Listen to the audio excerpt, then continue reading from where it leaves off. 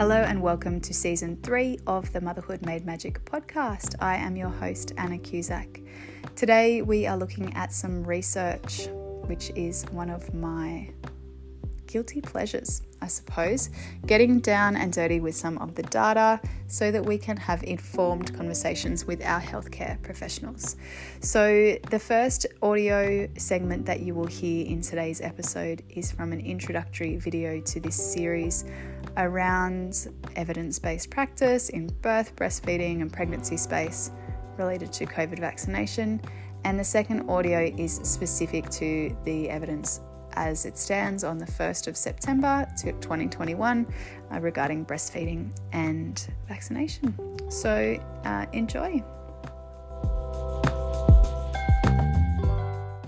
It usually takes 17 years from research evidence emerging to its routine application in clinical practice. In the case of the pandemic, this time frame has obviously been markedly reduced. Many people are concerned that this acceleration has taken place at the expense of safety, particularly when official advice is changing often. This time governments are involved, and given their handling of various issues over the last 18 months, people are justifiably concerned that they don't have their best interests at heart. Some also fear that doctors and scientists might have been paid off, further fueling distrust of the medical profession within our community. This is particularly problematic in the sphere of pregnancy and birth services. Certainly lack of trust, previous trauma involving coercion, and over-medicalisation in general were pre-existing problems. On one hand, pregnant women and people are being told that vaccination is safe and recommended for them. Unfortunately, they are not being publicly given the data to back this up. On the other hand, the doulas that they look to for support in these situations are not trained in reading medical and scientific papers in most instances. Doulas are not medical professionals, and I have observed that many doulas are rightly reminding clients that they are indeed the boss of their own bodies, but also may not be referring them on to sources where they can make good decisions for themselves. When we provide people with quality data, they are able to understand this and make the choice that is best for them. This may not be the choice that goes in line with official advice, or it may be. I believe you are smart enough to make whatever choice is right for you when you understand the information that is now becoming available. Since June this year, there has been scientific data and research studies released regarding pregnancy, breastfeeding, coronavirus, and vaccination. My intention is to provide you with information from these sources. If you want to learn from evidence-based sources to be able to make the decision that is best for you, this is the right place. If you believe that mandatory vaccination is the only way forward, or that vaccines are the product of the devil and his associates, this is not going to be up your alley. If you comment with bullying, blatant misinformation, or call people across to platforms that are dodgy hotbeds of conspiracy theory, I will happily delete these comments. By the way, if you feel this is censorship, you're right. Pregnancy in a pandemic is stressful enough without trying to deal with radicalisation strategies. So that's the plan. See you soon for the first update.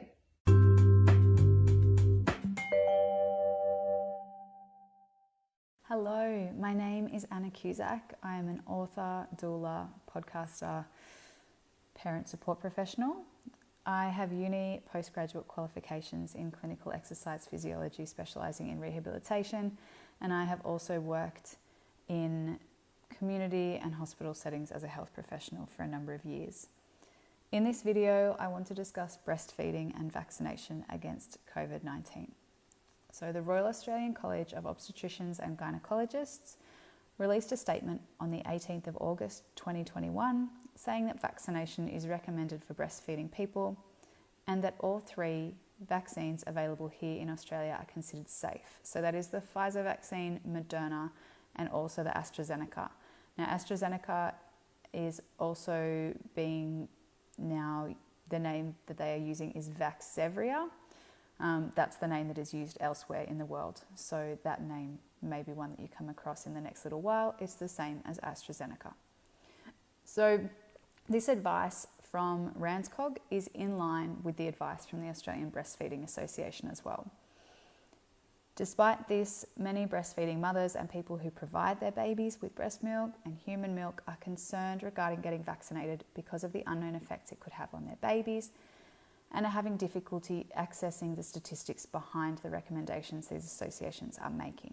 So the aim of this video is to present data from research studies so you can feel more confident discussing possible vaccination with your healthcare providers.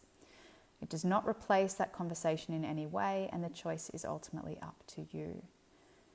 This video is being recorded on the 1st of September 2021, and new information may come to light as more studies are released. So I would encourage you to stay up to date with that. And using the Google Scholar search engine is the easiest way for the majority of people to access the abstracts, so that's the summaries of research papers, and in many cases the full text of those articles are freely available as well. So in preparing this video, I've read through as many published legitimate research studies as I could find on the topic of breastfeeding and COVID-19 vaccination, most if not all of which have been released since February this year. Where possible, I've used peer-reviewed studies, so that means research that has been critiqued and reviewed by people who weren't involved in running the study and are experts in their field. I won't discuss all of these articles, but I can assure you that I haven't cherry-picked the resources here.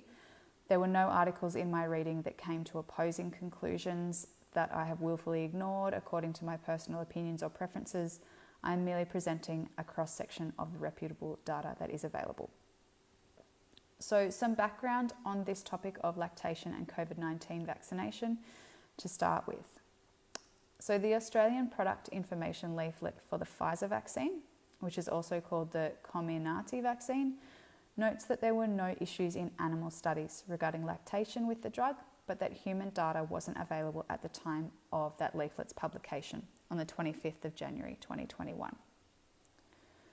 The passage I'm about to read comes from the World Health Organization document called The Interim Recommendations for Use of the Pfizer-BioNTech COVID-19 Vaccine BNT162b2 under Emergency Use Listing.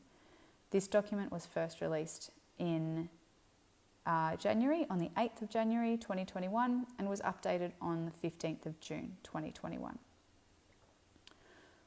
And it says under the heading Lactating Women, breastfeeding offers substantial health benefits to lactating women and their breastfed children. Vaccine effectiveness is expected to be similar in lactating women as in other adults. Data are not available on the potential benefits or risks of the vaccine to breastfed children. However, as BNT162b2, that's the Pfizer vaccine, is not a live virus, and the mRNA does not enter the nucleus of the cell and is degraded quickly, it is biologically and clinically unlikely to pose a risk to the breastfeeding child. On the basis of these considerations, WHO, the World Health Organization, recommends the use of BNT162b2 Pfizer vaccine in lactating women as in other adults. WHO does not recommend discontinuing breastfeeding because of vaccination. Now, as I said, that document was released in January and updated on the 15th of June. And one of the largest studies on breastfeeding mothers who'd been vaccinated was released 10 days later on the 25th of June. So perhaps the WHO's recommendations and position saying that data are not available may have changed since that passage that I just read out was written. But that's the most recent release we have from them on this topic. So there's a few research studies now looking at breastfeeding itself when the mother has COVID. So let's start there. I'll just speak to one of those studies and you'll get the idea as to why the World Health Organization, RANZCOG, and the Australian Breastfeeding Association, the ABA, suggests that the benefits of continuing feeding if a mother has COVID outweigh the risks, so long as she feels well enough to continue. So there was a study by Pace and colleagues that was published on the 9th of February 2021 titled Characterization of SARS-CoV-2, that's the coronavirus, RNA, antibodies and neutralizing capacity in milk produced by women with COVID-19. And that paper analysed the breast milk of 18 women who had mild to moderate level COVID-19. And so that meant that they were below the threshold of needing to be hospitalised.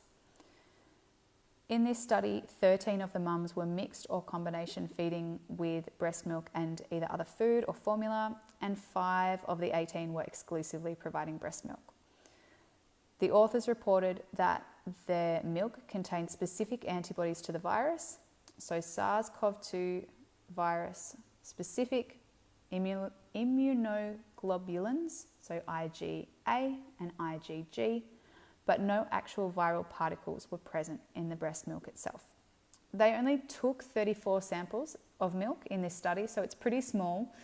But interestingly, they found that when they tested the milk samples in the lab and looked at the ability of the immune factors in the milk to neutralise the coronavirus in vitro, so that means they're looking at it in a petri dish, not in the actual person, 21 of the 34 samples, so 62% of the samples of milk that they collected, they could do that. So they could neutralise the viral particles in the milk, whereas the pre-pandemic milk samples that they were analysing, none of them could do that. So the milk had adaptive features in it as a result of maternal COVID-19 infection. So it was a really specific response that the mothers' bodies and milk was developing to exposure to the virus, and this was being passed on to their babies through the breast milk. We don't know how effective that is in helping a real baby's immune response rather than in a petri dish, or how long these immune factors remain in the breast milk yet, but I thought that was important to start with.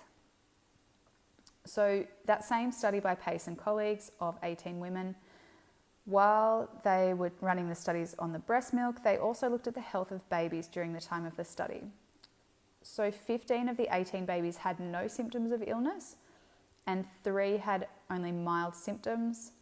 Only 2 of the babies in the study actually returned COVID tests that were positive. Only 6 of them actually got tests at all though. I would have been really interested to see if all the babies got tested, what their positive and negative rates were, but that's not what happened, unfortunately. So it's worth noting that the children who were symptomatic and had COVID-19 also had other people in their household test positive. So they may have been exposed to higher viral loading than the asymptomatic children, but it doesn't give us a clear breakdown. We also don't know if that would be different according to which strain of coronavirus we were dealing with.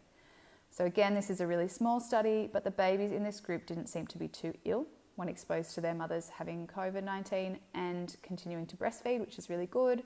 And the milk had specific immune factors present without any viral fragments in the milk. So that's important. So that conclusion where the milk had immune factors but not viral fragments present in it was replicated in the other studies as well that I read across all of the literature there. There was no study that found that viral fragments were in the breast milk. All right, so if we understand that's how it works after infection with the actual virus, we can start to think about if that same response is replicated after vaccination. Studies looking at breastfeeding and vaccination have now been done by researchers based in countries including Singapore, Israel, and North America. Now, the Pfizer and Moderna mRNA vaccines are the ones generally preferred by healthcare providers for pregnant and breastfeeding women, and they're the ones the studies are reporting on. Obviously, in Australia right now, we have this issue where breastfeeding women and people who make milk for their babies are not specified on the Pfizer eligibility criteria, and some people are having difficulty getting a hold of the Pfizer, even though that's the one that is recommended to lactating people at this time. So some people are getting the AstraZeneca, or also known as Vaxzevria anyway, but I don't have data to tell you about that drug type yet. So reiterating that this information I'm sharing is about research related to the Pfizer and Moderna vaccines. I should note that the Moderna one is about to be available in Australia pretty soon too. So if you haven't heard of that one, it operates in a way that is similar to the Pfizer mRNA vaccine. And I'll include a link in the notes to this video and audio where you can read up on how the 2 different types of vaccines work, because the Pfizer and Moderna vaccines work in a slightly different way, quite a different way to the AstraZeneca Vaxzevria vaccine. So the next article we'll look at is also from February this year, 2021, from Baird and colleagues in Portland, Oregon, the States. And they published a paper called SARS-CoV-2, so it's coronavirus, antibodies detected in human breast milk post-vaccination.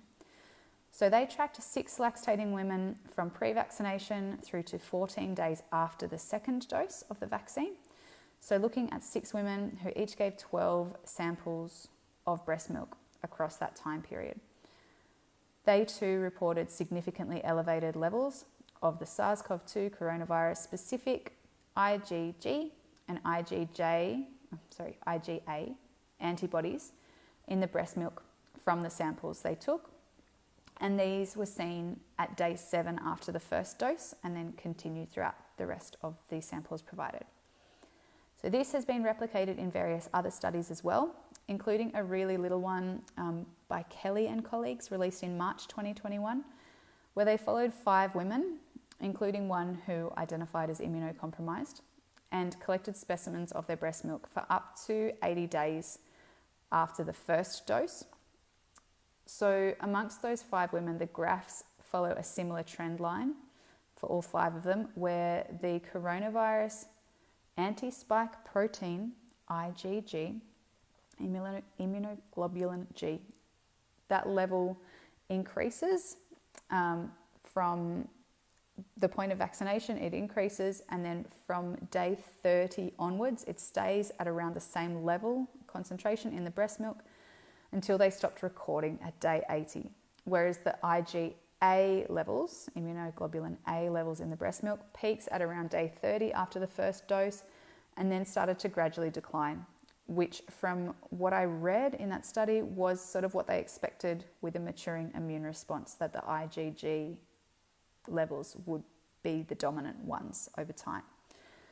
So we won't know how long that immune factor sticks around in the milk until longer term studies are done, but that could be useful info for you if your family is at risk of exposure, or perhaps your child is immunocompromised, or perhaps you are.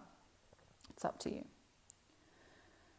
So we know vaccination is working in terms of generating an immune response in the mothers and lactating people who get the vaccine, and we know that this is translating to immune factors in the breast milk as well. So the next thing to ask is, what do we know about vaccine safety for our babies? There is an article in the journal Breastfeeding Medicine from the 25th of June 2021 by McLaurin, Zhang, Garner, Cruch and Hare. So again from this year, and that reports on a survey that was voluntarily completed by 4,455 breastfeeding mothers who were feeding infants under 2 years of age. And it asked them about their own post-vaccination symptoms and also how their kids were after they had their shots, after the mothers had their shots. So most of these mothers were in the US, and 83.1% were white women, although there were people in the study group from all different races and ethnic groups around the world. People responded from Russia, Qatar, Slovakia, Japan, the Philippines, other places as well. So quite a broad range of places and backgrounds for these participants. So this was really only looking at Moderna and Pfizer vaccines. Again, maternal side effects were more likely to occur with Moderna than with Pfizer, and they were generally temporary things like pain at the injection site, headaches, muscle pain and chills or fevers. So this is the mother's side effects. So 23% of the group who had Moderna reported that their ability to work was temporarily reduced, and around 12% said it impacted their household and childcare duties for a while. So basically they just felt a bit crap after their vaccine and then it went away. So rates of these reported side effects were lower for the Pfizer groups, but again, this was short-lived, and it was also generally more pronounced after the second dose than the first. So if you do get vaccinated, be prepared that you might feel a bit crap after it for a little bit. Okay, so 90.1% of the 4,455 women said that milk production didn't change in the days post-vaccination. 3.9% reported an increase in milk production, and 6% reported a decrease. Unfortunately, we don't know how long they perceived that effect to go for, or to what degree. And they discuss in that article why that might have been. So you are able to access all of that one for free online, and the link to that is in the show notes if you want to go and read it for yourself. The authors note that generally routine vaccination is not contraindicated during lactation, with the notable exceptions of yellow fever and smallpox vaccines, which are both live attenuated vaccines. So basically that's saying routine vaccination is considered safe with all vaccines other than live ones, and the only live ones that we really get are yellow fever and smallpox vaccines. So these ones are not live, it shouldn't be an issue. So they continue to say, in concordance, we found that a higher intensity of breast milk feeding was not associated with more symptoms in the breastfed child. This supports the theoretical knowledge that mRNA-based vaccines would not be transmitted to the child through maternal milk and thus should not cause direct symptoms in the child. So basically, if there was a problem with the drug somehow being bad for baby, we'd expect to see worse symptoms the more milk the infant had, and that didn't happen. Not in this study or any other study that I read. So did mum getting vaccinated affect the babies at all? Now we have to remember this is short-term data, but vaccine side effects, if there are any, generally come on pretty fast, like within days or even minutes in the case of allergic reactions. So 7.1% of mothers reported some kind of side effect in their children when the mum had her vaccination. Now this sounds bad, but the things they were reporting were like 3.8% of mothers who had the Moderna vaccine said their baby was sleeping a bit more than usual. 3.9% of those who had Moderna said their baby was fussing a little more than usual, and less than 1% of babies whose mums had either vaccine got a fever. And we know that kids are kids, and out of 4,455 under 2-year-olds, some of this is going to happen anyway in the days post-maternal vaccination. Unfortunately, the rates of those things in the general population weren't provided in this data set to compare to, but we do know that nothing major happened to any of the children whose mothers answered the questionnaire. So all in all, of that study, only 0.2% of mothers who received the vaccination felt strongly that if they had their time again, they wouldn't get it, whereas 89.4% strongly agreed that they would definitely make the same decision again. And the rest fell into the either agree, neither agree, or disagree categories. Obviously, people are concerned about what the vaccine might mean for their babies long term, and the short answer is that we don't have data for that yet. Given how the Pfizer vaccine works and how unstable it is in response to temperatures higher than minus 60 degrees Celsius, I would be surprised if somehow any non-mRNA constituent of the vaccine would somehow elude our body's defences and scavenger systems to somehow make it into breast milk, and to do that in any quantity that would survive the baby's defences in their gastric tract and do harm. But we don't have long-term data to prove or disprove that.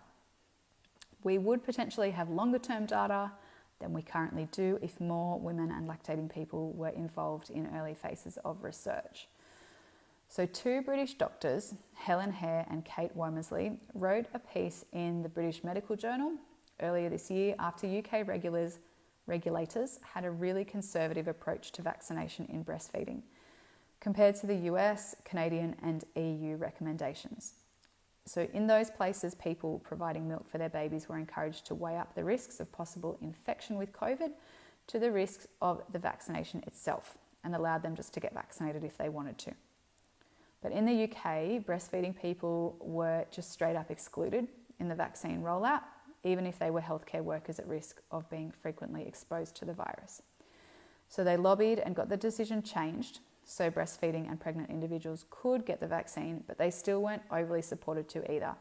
And this quote is from an article that those 2 doctors wrote in response. They write, "This data gap," so the gap where women and non-cisgender men, especially pregnant and lactating people, are not included in early research, is not an anomaly. It is the result of a system of researching and licensing drugs that routinely discriminates against women, excludes them from the evidence base, and denies them the right to make informed choices about their own health. We implore researchers, industry leaders, and the Medicines and Healthcare Products Regulatory Agency, so that's the drug regulator in the UK, to remember that pregnant and breastfeeding women are essential patient populations, not merely women who can wait. Okay, There are also concerns amongst the parents I've been speaking with regarding the safety of getting the AstraZeneca or Vaxzevria vaccine when most people who are breastfeeding are under 50 years of age. And up until now, the perceived risk of coming into contact with the SARS-CoV-2 virus that causes COVID-19 has been low for many people. So I'll note that the AstraZeneca vaccine uses a more traditional mechanism than the mRNA vaccines we've been talking about, and other vaccines of the same nature as the AstraZeneca have been deemed safe for lactating people for quite some time, and it is also highly unlikely to get into breast milk, but we're awaiting data on that. In terms of maternal safety with the Vaxzevria or AstraZeneca vaccine, according to the Therapeutic Goods Association Weekly COVID-19 Vaccine Safety Report, released on the 26th of August 2021, so far in Australia there have been 116 cases, including 6 fatal cases of blood clots and low blood platelets. So that's the rare disorder TTS that we've been hearing about in the news, out of 8.8 million doses of that particular type of vaccine. And these seem to be more common in women in younger age groups. But yeah, 8.8 million doses, 116 cases, and 6 of those have been fatal. So this needs to be weighed up against the likelihood of serious disease and hospitalisation with Delta, as is the predominant strain in Australia right now. So a study by Catherine Twohig and colleagues, released in The Lancet only a few days ago on the 27th of August 2021, looked at the rates of hospitalisation when people had lab-confirmed Delta strain COVID-19 compared to the Alpha strain, which was previously the most common one in England. So the study followed 43,338 COVID-19 positive patients. About half of those had symptoms and half of them didn't, between March 29th and May 23rd this year, 2021. So 8,682 of the positive people had Delta and 34,656 had the Alpha strain. So what did they find? They found the median age of people needing hospitalisation for treatment was 31 years for the Alpha strain and 29 years for the Delta strain, so a bit younger population group. I note that, like Australia, the UK has vaccinated its older people as priority. So this could be why those ages are lower than you might have guessed needing hospitalisation, but we also just don't know yet, like a lot of things, hey? The likelihood of patients needing to be admitted to hospital or attend emergency care within 2 weeks of returning a positive result for COVID-19 was 5.7% of patients who had Delta, compared with 4.2% of patients who had the Alpha strain. So those numbers there included vaccinated and unvaccinated people lumped together, but it just reflects how Delta is a more dangerous as well as more infectious strain. So if you are interested, amongst the Delta group, 74.5% of people they tracked were unvaccinated, 6.4% had their first dose less than 3 weeks ago, 17.8% had received their first dose over 3 weeks ago but hadn't had the second yet, and 1.3% were 2 weeks or more post their second dose. And it doesn't break it down into which vaccines they had, unfortunately. The authors note that the numbers of vaccinated patients were too small to really establish how protective or otherwise being fully vaccinated was at this stage. But their recruitment numbers here might indicate that potentially more unvaccinated people were acquiring the condition in the first place than vaccinated ones. So potentially more unvaccinated people acquiring coronavirus and therefore getting COVID-19 than vaccinated people, maybe. So here, as the governments, at least the New South Wales government, where I am, have changed their messaging to talking about living with COVID rather than eradicating COVID as the aim. So we need to consider what our chances of a breastfeeding disruptive event like a serious illness or hospitalisation might be when we make our safety decisions too, when we're talking breastfeeding and vaccination. So as I said before, this video is not to be the sole basis for your decision making. please speak with your healthcare or medical team and make the choice that is best for you in your personal circumstances. So I hope this video has given you some information to consider and was useful to you. The references to all these articles are in the video description, and you are welcome to go and read these and many other sources for yourself. Thanks for watching or listening, and please remember to follow along to see the next video updates and share with anyone who you feel may be interested in this information. I'll see you next time.